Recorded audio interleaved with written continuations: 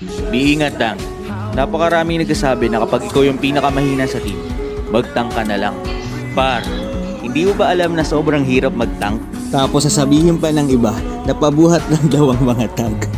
Ipapaliwanag ko sa iyo kung ano trabaho ng isang tank. Ang tank at support bar, sila ang nagdadala ng flow ng laro. Sabi nga, di ba?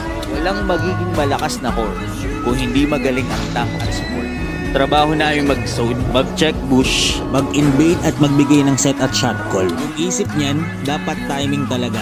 Kasi kapag pumasok siya, alam niya na mayroong follow-up sa mga set niya. Ang mindset ng mga tank guys, isip namin kung paano hindi mababaon, mapoprotektahan at makakapagbigay ng magandang pick-off para lumakas ang kakampi namin.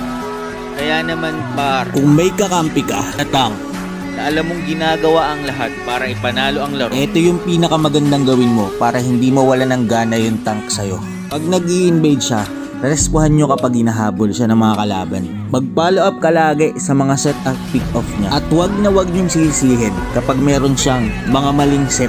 Kasi par, sa tagal-tagal ko na nagtatank, sobrang hirap kapag ginagawa